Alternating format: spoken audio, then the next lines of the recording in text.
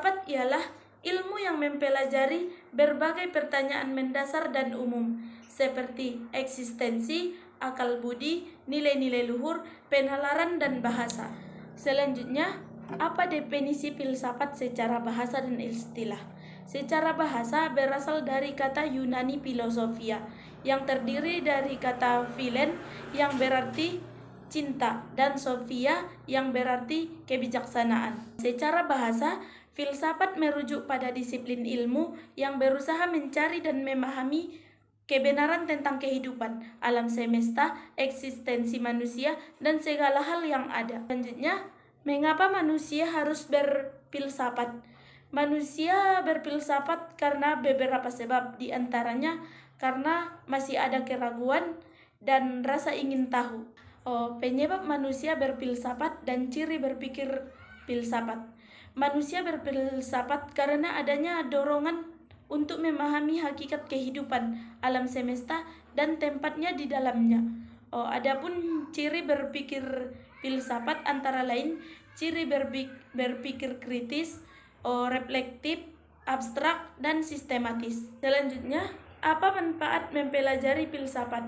Menurut saya, dengan mempelajari filsafat, seseorang akan lebih mandiri secara intelektual. Misalnya, melalui diri sendiri untuk melatih berpikir kritis, khususnya dalam ranah keilmuan, sehingga tidak mudah percaya dengan pendapat orang lain. Baik, selanjutnya, apa manfaat mempelajari filsafat dan relevansinya bagi kehidupan sehari-hari? Menurut saya, manfaat mempelajari filsafat memberikan banyak manfaat, baik dalam pengembangan diri maupun dalam cara berinteraksi dengan dunia sekitar. Relevansinya dengan kehidupan sehari-hari, mengembangkan cara berpikir kritis, membantu memahami nilai dan etika, meningkatkan pemahaman diri dan eksistensi. Filsafat dimulai di Yunani kuno dengan pencarian terhadap penyebab dasar alam semesta dan eksistensi manusia. Filsuf pertama yaitu Thales, di mana dia berusaha menjelaskan alam dengan prinsip rasional. Lalu Pythagoras lebih fokus pada konsep matematika dan perubahan. Yang ketiga, Socrates, dikenal dengan metode dialektiknya yang berfokus pada pertanyaan moral dan etika. Selanjutnya, Plato. Plato ini yaitu murid Socrates yang mengembangkan teori ide dan pembagian dunia menjadi dunia ide dan dunia fisik. Selanjutnya, Aristoteles.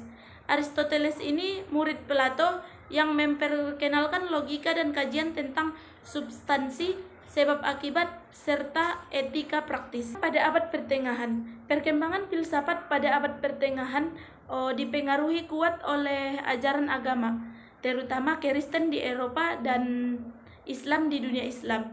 Tokohnya yaitu St. Augustine, menggabungkan filsafat Neoplatonisme dengan ajaran Kristen.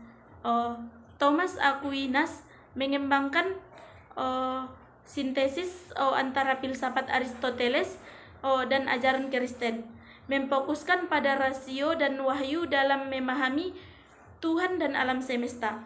Filsafat pada periode abad pertengahan ini seringkali berfokus pada hubungan antara iman dan rasio terhadap persoalan tentang eksistensi Tuhan, etika, dan kehidupan setelah mati. Selanjutnya pada zaman modern, pada abad ke-17 sampai sekarang. Pada abad ke-17, filsafat mengalami revolusi besar dan munculnya pemikiran baru tentang sains, politik, dan epistemologi. Rene Descartes pada tahun 1596 sampai 1650 mendasarkan filsafatnya pada keraguan radikal. Cogito ergo sum, yang artinya saya berpikir maka saya ada, yang membuka jalan bagi pemikiran rasional dan sains. Filsuf seperti Johann Locke, Baruch Spinoza, dan Immanuel Kant memperkenalkan berbagai teori tentang pengetahuan, kebebasan, dan moralitas. Pada abad ke-20, aliran filsafat seperti eksistensialisme, pragmatisme, dan postmodernisme muncul dengan tokoh-tokoh seperti Jean-Paul Sartre, Martin Heidegger, dan teman-temannya yang mengeksplorasi makna kehidupan.